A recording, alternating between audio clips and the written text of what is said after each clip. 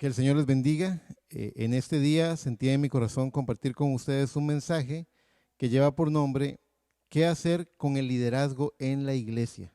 Es una pregunta que ha estado dando vueltas en mi corazón, que quería desarrollar para hablarlo con la iglesia, obviamente sobre todo con los que sirven, pero todos tenemos un liderazgo en la iglesia, hablando de que todos somos llamados, todos tenemos un llamamiento del Señor para hacer algo en la obra de Dios. Algunos como padres de familia, otros como madres de familia, otros como jóvenes en la iglesia, otros como siervos que predican la palabra, otros como diáconos, diferentes llamamientos, pero todos tenemos un llamamiento del Señor. Así que quisiera invitarlos a que vengamos a la palabra del Señor y leamos en el libro de San Marcos, en el capítulo 9, leer del verso 38 al verso 41. San Marcos 9, del verso 38 al verso 41. Dice así la palabra del Señor. Juan le respondió diciendo: Maestro, hemos visto a uno que en tu nombre echaba fuera demonios, pero él no nos sigue y se lo prohibimos porque no nos seguía. Pero Jesús dijo: no se lo prohibáis, porque ninguno hay que haga milagro en mi nombre que luego pueda decir mal de mí. Porque el que no es contra nosotros, por nosotros es. Y cualquiera que os diere un vaso de agua en mi nombre, porque sois de Cristo, de cierto os digo que no perderá su recompensa. Vea qué tremenda promesa. Bendecimos hasta cuando recibimos un vaso de agua. Luego, como contexto a este texto, quiero leerles lo que dice la palabra del Señor en el libro de Hechos, en el capítulo 5, a partir del verso 34 al 39.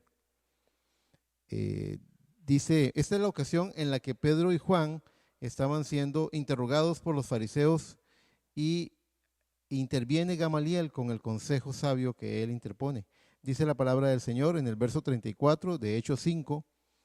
Entonces, levantándose en el concilio un fariseo llamado Gamaliel, doctor de la ley, venerado de todo el pueblo, mandó que sacasen fuera por un momento a los apóstoles. Y luego dijo: varones israelitas, mirad por vosotros lo que vais a hacer respecto a estos hombres.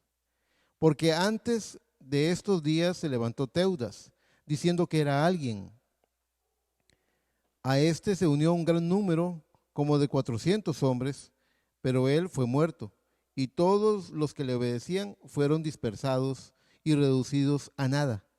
Después de este se levantó Judas el Galileo en los días del censo y llevó en pos de sí a mucho pueblo. Pereció también él, y todos los que le obedecían fueron dispersados. Y ahora os digo, apartaos de estos hombres y dejadlos, porque si este consejo o esta obra es de los hombres, se desvanecerá. Mas si es de Dios, no la podéis destruir. No seáis tal vez hallados luchando contra Dios. Bendito sea el consejo de su palabra. Voy a invitarlos a que hagamos una oración. Amado Padre Celestial, en esta hora venimos ante ti a pedirte, Señor, que tú bendigas los corazones que oyen y los labios que hablan, Señor. Que tú nos permitas, Señor, entrar en lugares celestiales en Cristo Jesús, entrar en esa dimensión de vida por medio de la fe en tu palabra, y que tú, Señor, avives el fuego del Espíritu en nosotros con esa palabra semilla que estás sembrando en nuestros corazones. Padre, en el nombre de Jesús, te presento cada hogar, cada familia, cada matrimonio, cada joven, cada niño, cada anciano en la iglesia. Te presento al cuerpo, Señor, que nos toca pastorear, al rebaño que nos toca pastorear aquí en Grecia. Y te presento también a los ministros fieles que te están sirviendo en los diferentes lugares con sus respectivos rebaños. Padre, en el nombre de Cristo Jesús, gracias, Señor. Háblanos tu palabra, no permitas que yo diga cosa incorrecta, pero ayúdame a ser valiente y esforzado a la hora de traer el consejo de tu palabra. En el nombre de Cristo Jesús es que te pedimos estas cosas. Amén y amén. Gloria al Señor. Entonces el tema de hoy es ¿qué hacer con el liderazgo en la iglesia? Y nos presenta dos textos bien importantes. El texto donde Cristo le habla a sus discípulos que le prohibieron a alguien que no hiciera milagros en el nombre de Jesús porque no los seguía a ellos. Y en el otro, el texto donde los fariseos estaban reprendiendo y tratando de intimidar a los apóstoles, a Pedro y a Juan específicamente, y Gamaliel aparece diciendo, dejadlos, si esto es obra de hombres, va a terminar, si esto es obra de Dios, no sea que os halléis peleando en contra de Dios. Excelente consejo el que da Gamaliel. Así que nos da una luz.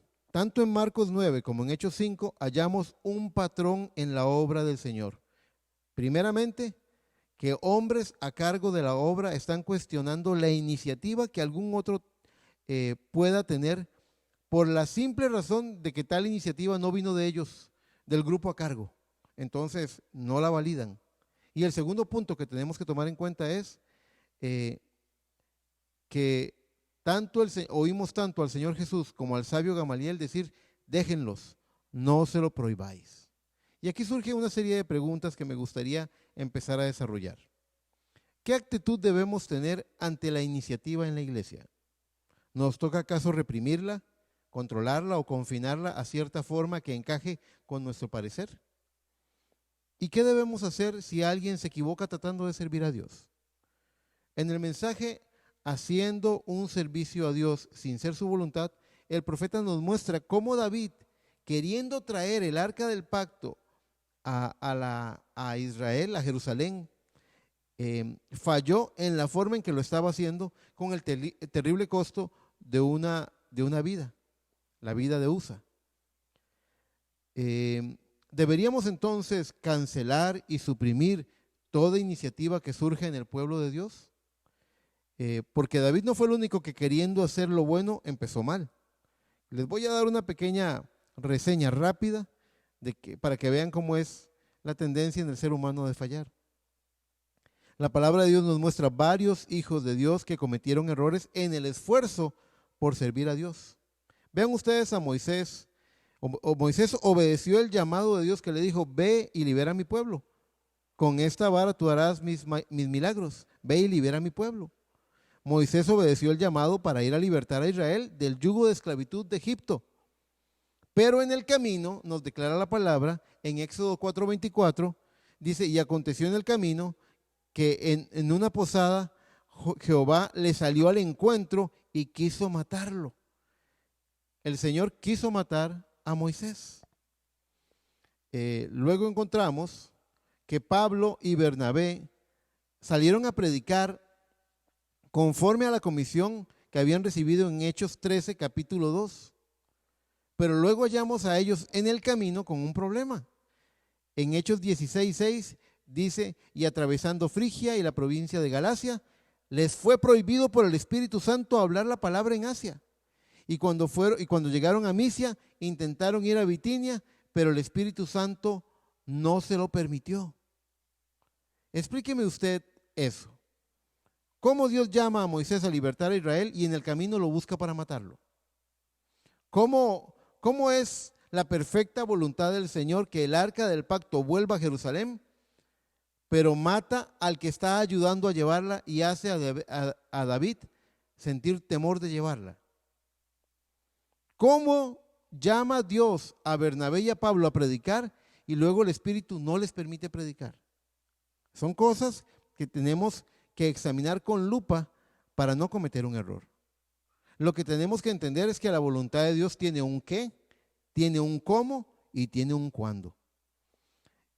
Una vez que el hijo de Moisés fue circuncidado, porque la razón por la cual la ira del Señor se levantó contra Moisés fue porque iba a salvar a Israel, pero su propio hijo no estaba circuncidado como lo había determinado. Entonces, una vez que el hijo de Moisés fue circuncidado, y que el arca del pacto fue llevada de la manera correcta en los hombros de los levitas, como Dios lo había establecido, y que Pablo atiende al llamamiento macedonio que recibe en una visión, en los tres casos se puede avanzar en cumplir el propósito de Dios, cumplir el llamamiento de Dios.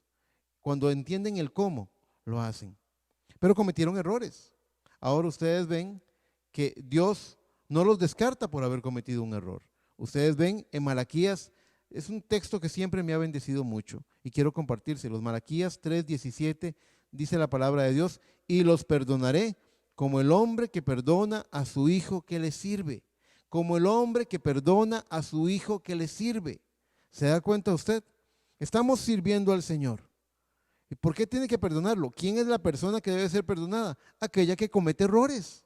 La que falla es la que tiene que ser perdonada. Y estos hombres se equivocaron. Moisés se equivocó. Tenía que haber circuncidado a Gersón. David se equivocó. Tuvo que haber investigado y haber puesto el arca en los hombros de los levitas. Bernabé y Pablo tuvieron que haber esperado la visión del llamamiento macedonio. Pero el profeta dice, en el caso de Bernabé y de Pablo, dice que ellos comenzaron mal, pero que Dios los enderezó. Dios les enseñó el camino en el que tenían que andar. También nos dice la palabra del Señor en Hechos 15, verso 36. Aquí quiero ir ahondando más en el tema porque existen diferentes estilos de liderazgo. El hombre hay gente que tiene más supervisión, más control, hay otros que dan más libertad. Un estilo difiere del otro, pero lo importante es que el llamamiento lo haya hecho el Señor. Si es un hombre llamado por Dios, Dios se va a encargar de corregir su obra, de perfeccionar su obra. Vea lo que dice. Les voy a leer una historia que está en el libro de Hechos en el capítulo 15. Para los que lo quieran leer, vamos a leer Hechos 15 del verso 36 al verso 41. Hechos capítulo 15 del verso 36 al verso 41 dice la palabra del Señor. Después de algunos días, Pablo dijo a Bernabé: volvamos a visitar a los hermanos en todas las ciudades en que hemos anunciado la palabra del Señor, para ver cómo están. Y Bernabé quería que llevasen consigo a Juan, el que tenía por sobrenombre Marcos. Pero a Pablo no le parecía bien llevar consigo al que se había apartado de ellos desde Panfilia y no había ido con ellos a la obra. Y mucho ojo a lo que dice el verso 39. Y hubo tal desacuerdo entre ellos que se separaron el uno del otro. Bernabé, tomando a Marcos, navegó a Chipre, y Pablo, escogiendo a Silas, salió encomendado por los hermanos a la gracia del Señor y pasó por Siria y Cilicia, confirmando a las iglesias. A primera vista, si uno tuviera que tomar partido, uno se iría por Pablo, el mensajero de la primera edad de la iglesia, profeta y maestro a los gentiles. Uno se quedaría con la opinión de Pablo, pero fíjese que en esta ocasión Pablo no estaba en lo correcto. Ahora les voy a leer lo que dice Pablo cuando ya ha avanzado mucho en su ministerio. Luego vemos a Pablo, ahora anciano, ya muy avanzado en su ministerio, diciendo esto. En segunda de Timoteo capítulo 4, en el verso 9, él le dice a Timoteo: procura venir pronto a verme, porque Demas me ha desamparado, amando a este mundo, y se ha ido a Tesalónica. Crescente fue a Galacia y Tito a Dalmacia. Solo Lucas está conmigo. Y mucho ojo a lo que dice al final de la cita. Dice: toma a Marcos. ¿A cuál Marcos? A Juan Marcos, al que quería aquel Marcos joven que quería apoyar, que Bernabé quería apoyarlo para que siguiera adelante. Dice: toma a Marcos y tráele conmigo, porque me es útil para el ministerio.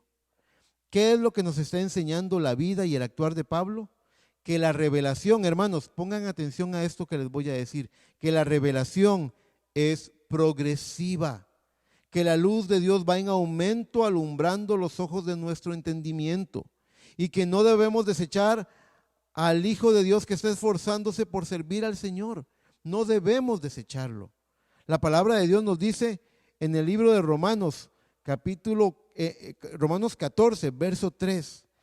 Vamos a leer del verso 3 al verso 5. Vea lo que dice Romanos 14, 3. El que come no menosprecia al que no come, y el que no come no juzgue al que come, porque Dios le ha recibido.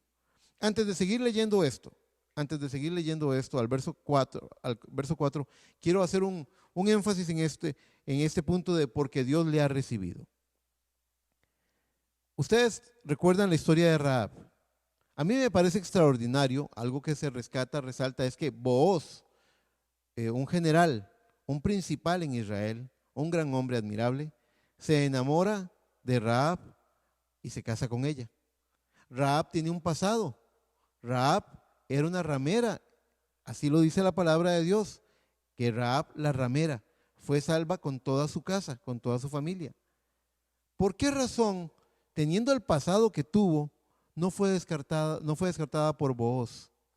Por una razón muy clara, y era que Dios la había recibido a ella. ¿En qué forma se dieron cuenta el pueblo de Israel de que Dios estaba con Rahab? Rahab se había defendido a los dos espías, los había escondido, los había guardado. Rahab les había pedido la misma señal segura que les había sido dada al pueblo de Israel cuando salieron de Egipto aquella noche, cuando pintaron de rojo, con las rojas sangre del cordero el dintel de las puertas. Ella dijo, me darán señal segura. Y Rahab obedeció la palabra. Rahab vivía en el lugar de juicio. Ella vivía en el muro. Y lo que tenía que caer para poder vencer a la ciudad era que tenían que caer los muros. Muros gigantescos, muros con un ancho que dicen que habían carreras de carros de caballos, de carruajes de caballos sobre esos muros. Eran como autopistas, eran anchos. Y ella vivía en el muro. Y el lugar que estaba prometido, que iba a ser destruido por la mano de Dios, ahí vivía ella. ¿Se imagina usted lo que es vivir en el lugar que Dios ha jurado que va a destruir? Y sin embargo, Dios la guardó a ella y a toda su casa. ¿Quién podía apuntarla con un dedo a ella, siendo que Dios la había recibido? Así que Salmón se enamoró de ella y la recibió porque Dios la había recibido. Por eso quise repetir este verso 3 de Romanos 14. El que come no menosprecia al que no come, y el que no come no juzgue al que come, porque Dios le ha recibido. Si Dios le ha recibido, ¿quiénes somos nosotros para rechazarlo? Sigue diciendo el verso 4. ¿Tú quién eres que juzgas al criado ajeno? ¿Criado ajeno? Sí, porque no es criado nuestro. Somos siervos del Señor, y a quien le damos cuentas es a Cristo. Un día le daremos cuentas al tribunal de Cristo. ¿Tú quién eres que juzgas al criado ajeno? Para su propio Señor estará en pie o cae, pero estará firme, porque poderoso es el Señor para hacerle estar firme.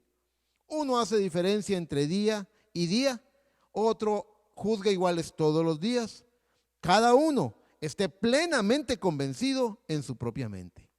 Aquí queda claro que ante diferentes llamamientos, Dios perfecciona al cuerpo de Cristo.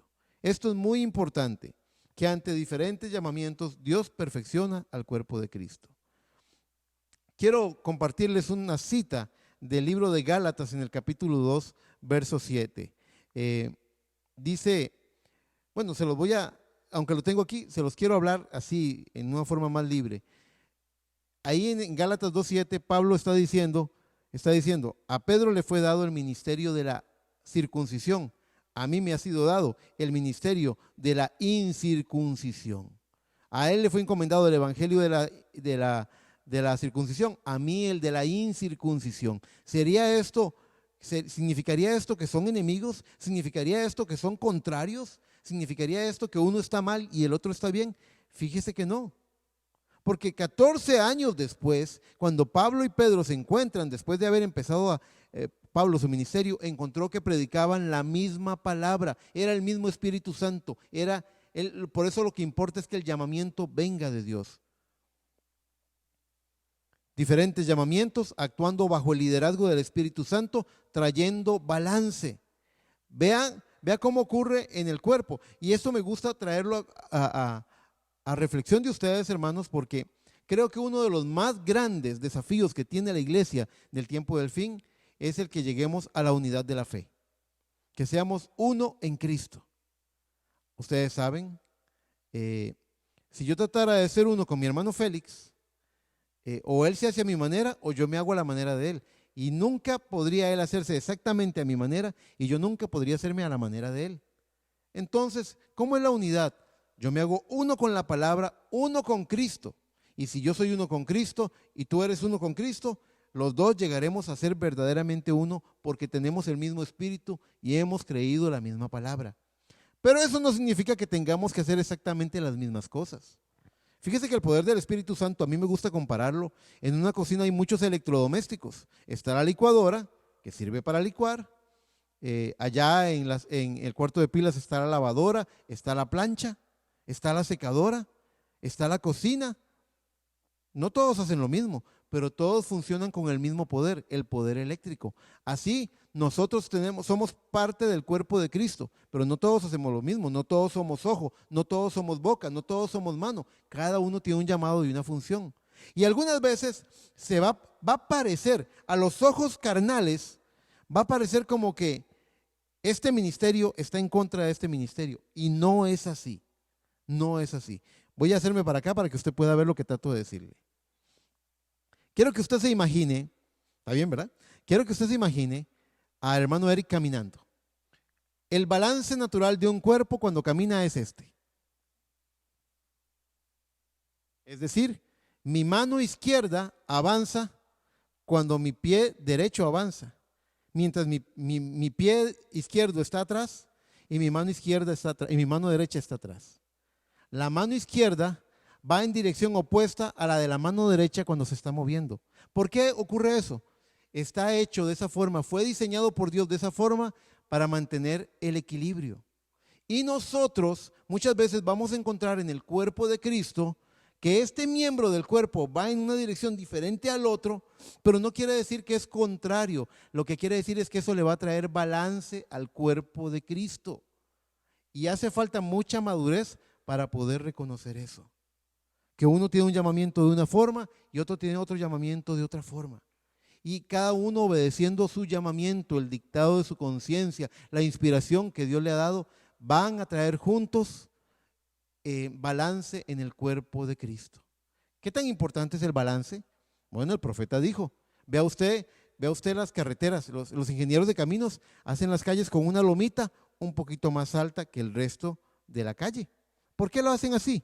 Porque cuando caigan ramas, polvo, piedras, tierra, algún tipo de basura, algún tipo de desecho, cuando llueva o sople el viento, por el diseño de la carretera, la contaminación va a buscar hacia el caño. Por eso el profeta decía, no se vaya a los extremos, porque todo extremo tiene contaminación. Usted se puede ir al extremo y el profeta dice, si el diablo no te puede jalar a una tentación, te va a empujar a un legalismo. Entonces, o estás en el extremo liberal, donde nada es malo, donde todo es permitido y permites que la mundanalidad entre a la iglesia, o estás en el extremo legalista, donde todo es malo y todo es diablo. Ni en un lado ni en el otro estás bien, porque en los dos, dijo el profeta, hay contaminación. Pero en el balance, en el equilibrio que nos da el Espíritu Santo por su palabra, es donde encontramos el balance. Deje al cuerpo de Cristo avanzar hacia la meta. La mano izquierda no está en contra de la derecha. La mano izquierda y la mano derecha están trabajando juntas para darle balance a ese cuerpo, para que siga avanzando, para que siga caminando. Eso es madurez, el respetar el ministerio de cada uno y saber que Dios está trabajando en ese hombre, en ese hermano, en esa hermana incluso, que está trabajando en esas vidas conforme a lo que Dios los ha llamado a hacer. Así que quería mencionar eso como un ejemplo. Diferentes llamados, actuando bajo el liderazgo del Espíritu Santo, trayendo balance al cuerpo de Cristo. Y me encanta pensar en eso. Entonces, ¿qué hacemos con la iniciativa de los nuevos líderes que están levantándose en la iglesia? Quiero contarles por qué me motivé a estudiar este tema. Bueno, aquí en el Tabernáculo Emanuel tenemos varios colaboradores que ministran la palabra del Señor. Tenemos a nuestro hermano Edén, diácono de la iglesia, que ministra la palabra. Tenemos hay dos hermanos de edad mayor que son tremendos compartiendo la palabra con cada persona, tocando puertas, tocando corazones, hablando, evangelizando. Mi precioso hermano Víctor, mi precioso hermano Henry, que Dios los bendiga, están todo el tiempo con un dolor por las almas, por un amor por las almas. Que Dios bendiga a estos hombres adultos, formados, que les gusta compartir el evangelio. Tenemos también al hermano Leyman, que está de líder del grupo de jóvenes y que también nos ha ayudado a ministrar la palabra. Tenemos también al hermano Josué. El hermano Josué que es una preciosa promesa. ¿Cómo nos gozamos viendo cómo el Señor usa al hermano Josué? Y recientemente, hace pocos días, un hermano de la iglesia, nuestro hermano Manuel, Manuel Guzmán, sintió en su corazón, ya teníamos tiempo hablando de esto, teníamos tiempo hablando y con su papel de diácono yo les decía, ustedes los diáconos tienen que estar preparados para tomar el lugar si hiciera falta. Si el pastor no estuviera en condiciones, ustedes deben poder tomar el lugar. Y el hermano Manuel se llevó esa carga en su corazón y Dios ha estado trabajando con el hermano Manuel y él decía, hermano, yo no puedo apagar este fuego que hay en mí, yo tengo que compartirlo. Y nos compartió una pequeña reflexión que yo creo que a muchos en la iglesia les gustó. ¿Qué deberíamos hacer entonces? Otro hermano que va a predicar, otro hermano que... ¿Sabe lo que dijo el profeta? El profeta dijo, al profeta le hicieron esta pregunta. Y voy a decirlo porque por allí hay gente diciendo que solamente se deben escuchar las cintas, lo cual yo creo que no está correcto. Y lo estoy diciendo públicamente, estoy mostrando cuál es mi posición públicamente. Yo no creo que eso sea correcto. Se ha dicho que el ministerio quíntuple tiene la labor de ser repetidores nada más. No creo que eso esté correcto. Yo creo que hay que decir lo que dice la palabra, y la palabra dice que el ministerio quíntuple está puesto para edificación del cuerpo de Cristo, para el perfeccionamiento de los santos para la obra del ministerio, para llevarlos a la estatura del varón perfecto. No es cualquier cosa, es una cosa demasiado grande. El ministerio quíntuple tiene que estar agarrado del Señor, porque sin el Señor no podríamos hacer eso. Tiene que ser la obra del Espíritu Santo. Pero somos sus obreros. Uno planta, el otro cosecha. Diferentes llamados. El punto ahí es que le hacen al profeta, le hacen la pregunta, hermano Branham, ¿es cierto que solamente usted debe predicar? ¿Que solamente a usted lo debemos escuchar? Y él dijo, no, hermano, ¿quién le ha dicho eso? No, hermano, que cada hombre que sienta el llamado en su corazón vaya y le sirva al Señor, conforme a la palabra, eso sí, nunca fuera de la palabra. Tenemos que cuadrar con lo que la palabra de Dios dice, actuar como Dios actúa. Por eso vemos a Moisés encontrándose con un Dios que quería matarlo, y por eso vemos a un David temeroso de llevar el arca del pacto, porque Dios mata al que se acerca a ella. Por eso tenemos les enseñamos a un Bernabé y a un Pablo que no podían entender cómo Dios los llama a predicar y el Espíritu no les permite predicar, porque hay una forma correcta de hacer las cosas. La voluntad de Dios tiene un qué, un cómo y un cuándo. Así que le toca a cada hombre orar y clamar al Señor para entender su tiempo, para entender la manera de Dios y para entender a qué lo ha llamado el Señor. Espero que este mensaje tranquilo, sin fuego, de enseñanza, también lo pueda bendecir, porque no siempre es fuego. Algunas veces tenemos que detenernos a examinar las cosas. Entonces, eso fue lo que me motivó. Escuchar a mi hermano Manuel responder al dictado de su conciencia, al llamado de su corazón, me animó. ¿Cuántos hombres deberían estar predicando? Todo aquel que Dios llame, que cuadre con la palabra. Todo hombre debe responder al llamado. Cada hermana que Dios le ponga un propósito en su corazón, debe obedecer al Espíritu Santo, debe dejarse guiar. Hoy estaba recordando cómo en uno de los altares familiares estábamos leyendo, una de mis hijas me estaba leyendo la cita sobre Débora y Barak, y cómo Barak no quería ir a la batalla si Débora no lo respaldaba. Débora tenía un liderazgo, Débora estaba hablando por Dios, y él sabía que si no tenía el respaldo de ella, iba a perder en la batalla. Así que todos en el cuerpo de Cristo tenemos un llamamiento. Este dedo tiene una función, así pequeño como se ve, tiene una función. Cada cosa en nuestro cuerpo tiene una función. Las pestañas no son un adorno, están ahí para proteger al ojo. Todo tiene un llamamiento, todo tiene un propósito, todo tiene una función. Entonces, ¿qué hacemos con la iniciativa de los nuevos líderes que están levantándose en la iglesia? Tú no puedes esconder el liderazgo, no lo puedes enterrar, no lo debes reprimir, porque el cuerpo se va a enfermar. Si tú no le dejas a la mano ser mano, se va a enfermar.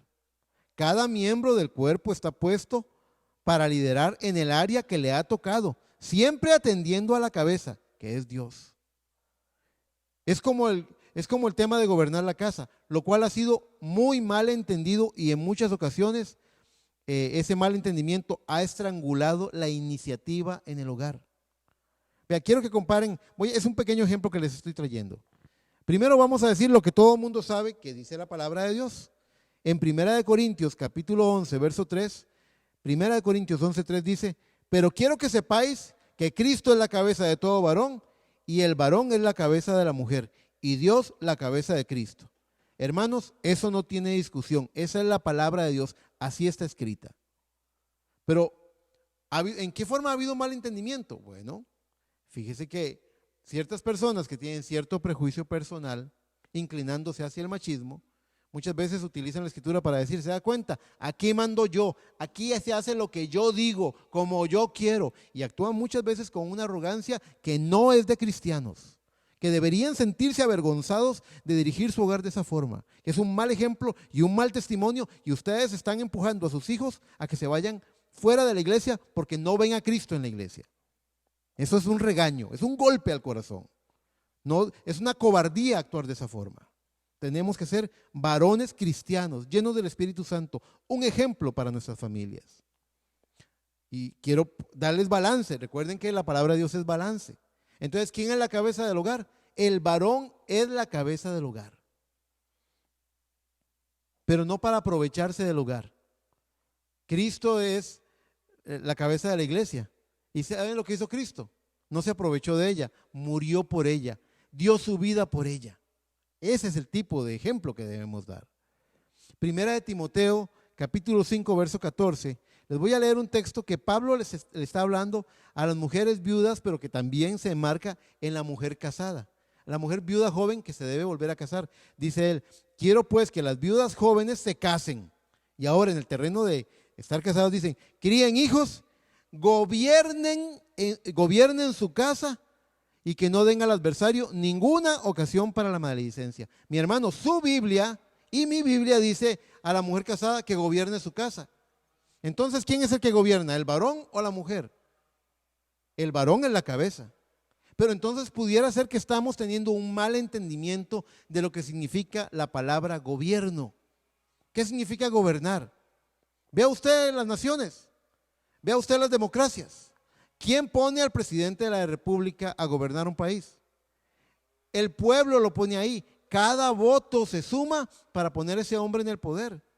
Él tiene un poder por representación. Él está representando la voluntad del pueblo. Los congresos es la misma cosa. ¿Quién pone a los hombres en el Congreso o en las asambleas legislativas? Es cada voto lo pone ahí a gobernar. ¿Por qué fueron puestos ahí? Por la confianza de la gente. ¿Por qué fueron puestos ahí? Porque creían que ellos eran personas que podían ser ejemplo, inspiración para otros. Gobernar significa no decir aquí mando yo. Eso lo dice cualquier patán. Patán es la palabra que se merece. No, gobernar significa inspirar, significa liderar, significa motivar, significa mover con el ejemplo. Eso es lo que significa gobernar.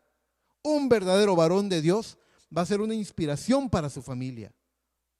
Va a ser una inspiración para sus hijos, para sus hijas, para su esposa, para la casa. Eso es gobernar bien. No mandar. Ustedes saben, muchas veces, muchos de ustedes que han trabajado en empresas han encontrado jefes que lo que tienen de jefe nada más es el título, pero no tienen el carácter de un jefe. Y ustedes encuentran ahí, en el departamento donde están trabajando, líderes natos que están desarrollando a sus compañeros, que están consiguiendo las metas, que están trabajando en equipo, muchas veces a pesar de una mala jefatura. Eso es una cuestión real que no me estoy inventando, que muchos de ustedes lo han visto en los lugares de trabajo. Una cosa es ser jefe y otra cosa es ser líder. Y la Biblia, cuando habla de gobernar, está hablando de ser líder, no de ser jefe. Es como el puesto del pastor. Es cierto que el profeta dice que la autoridad en la iglesia es la del pastor, pero ¿en qué forma? ¿En qué forma debe darse? Como lo hizo Cristo con su iglesia, con su ejemplo,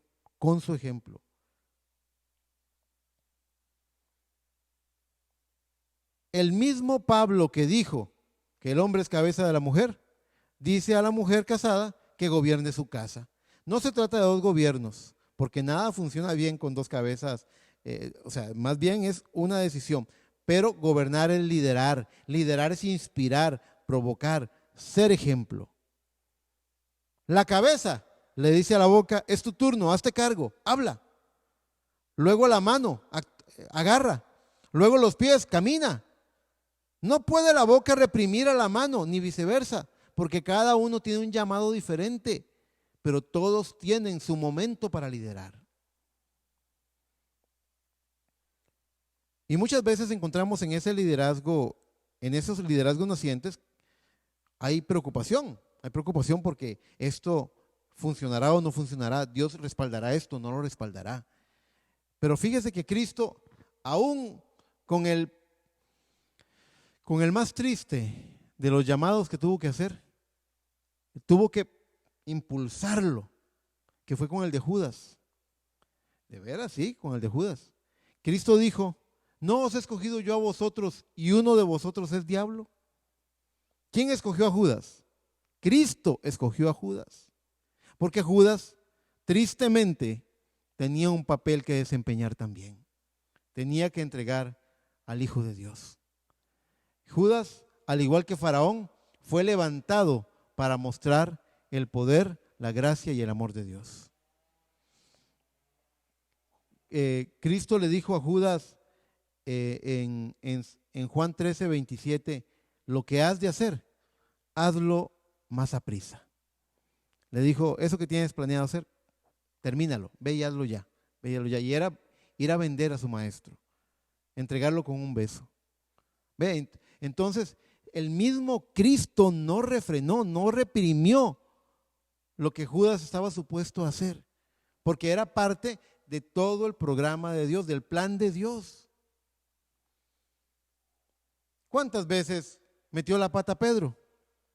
¿Cuántas veces leen ustedes? ¿Recuerdan la vez que Cristo le dijo, apártate de mí, Satanás? ¿Recuerdan ustedes la vez que le pidió, que Pedro tuvo una iniciativa más que todos los demás? Porque Pedro era un hombre de iniciativa, era un líder nato. Pedro le dijo al Señor en la tormenta, mientras ellos pensaban que era un fantasma, le dijo, Señor, si eres tú, mándame que yo camine sobre las aguas. Ven, Pedro. Y Pedro caminó sobre las aguas. Se hundió cuando empezó a tener temor por las olas. Maestro, socórreme. Y el Señor le dijo, Pedro, qué poca fe. ¿Por qué el Señor lo permitió si sabía que se iba a hundir? Porque había una lección que Pedro tenía que aprender. Pedro tenía que aprender lecciones. Cometemos errores. Hombres de Dios, mujeres de Dios, cometemos errores. Y les perdonaré como el padre que perdona a su hijo que le sirve.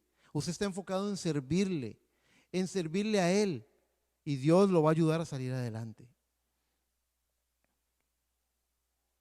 Quiero que vean el caso de Saúl y de David, ya para terminar.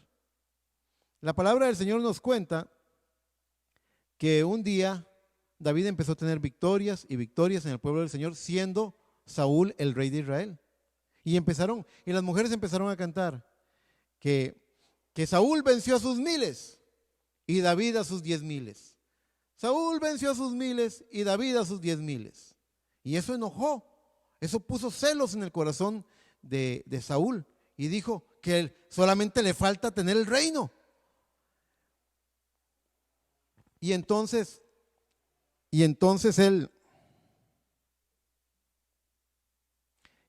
él dijo, diciendo estas cosas, empezó a tener un celo por David. Pero David nunca fue enemigo.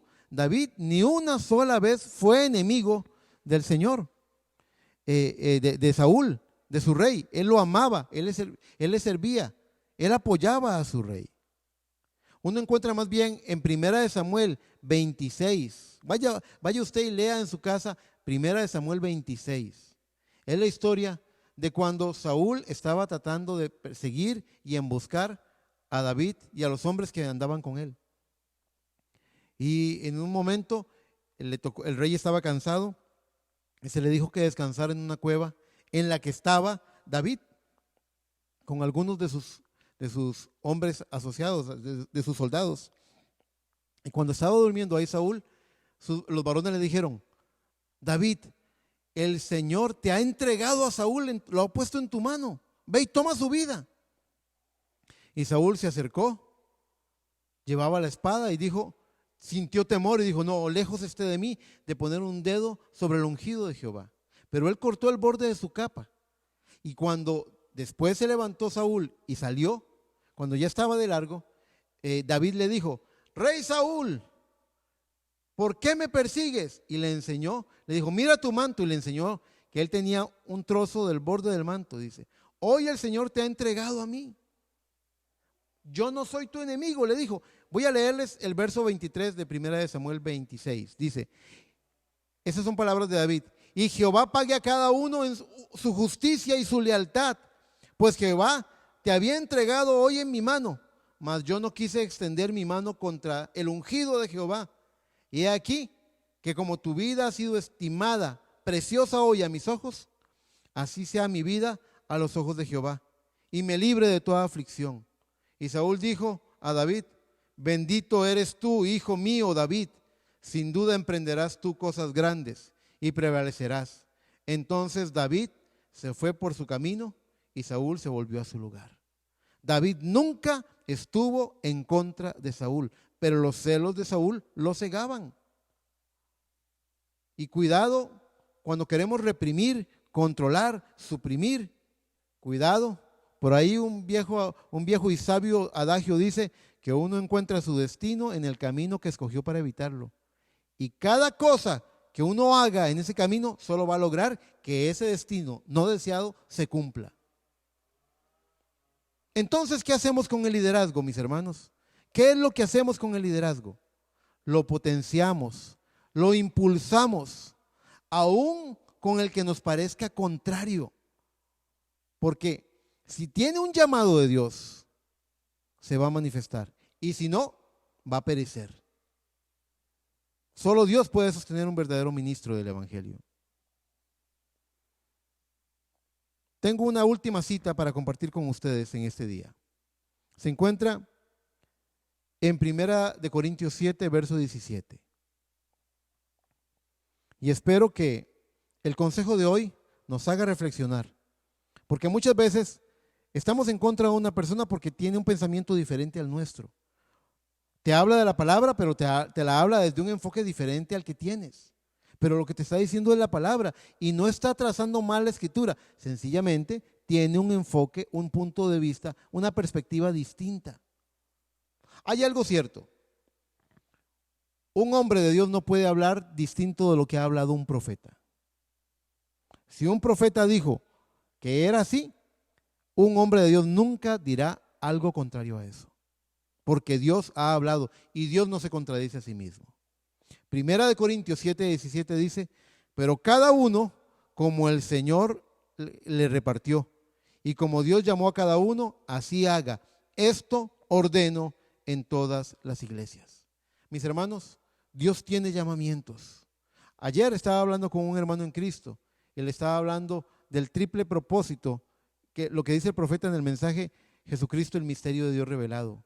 Dios tiene un triple propósito: revelarse al hombre, tener la preeminencia en su iglesia y restaurar el reino. Y no puede restaurar el reino hasta que no tenga la preeminencia en la iglesia, y no puede tener la preeminencia hasta que no se revele al hombre. Una cosa lleva a la otra, son peldaños en una dirección. Y en ese mensaje el profeta dice que cada hombre y cada mujer tiene un llamamiento del Señor. Dice: si Dios lo llamó a ser ama de casa, sea una ama de casa. Si Dios lo llamó a ser un taxista, sea un taxista. Si Dios lo llamó a lo que Dios lo ha llamado, sea el mejor. Dice la palabra de Dios: lo que esté en tus manos hacer, hazlo conforme a tus fuerzas. Pregunta la palabra de Dios: ¿has visto hombre diligente en su trabajo? Delante de reyes estará y no de los de baja condición. Somos llamados a buscar la excelencia. Y muchas veces, cuando reprimimos la iniciativa en nuestros hogares o en nuestras familias, en nuestras iglesias, estamos ahogando, estamos atando el cuerpo de Cristo, porque tienen un llamamiento que cumplir. No tengan temor, no teman que la mano izquierda vaya en una dirección y la derecha en otra. ambas están trabajando juntas para operar en un perfecto balance para que el cuerpo siga avanzando hacia la meta.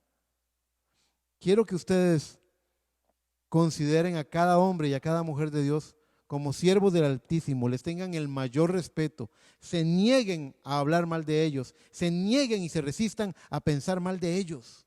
Piensen lo mejor y Dios los bendecirá. Hablen lo mejor y Dios los bendecirá. Resístanse a la tentación de tratar de imponer su punto de vista.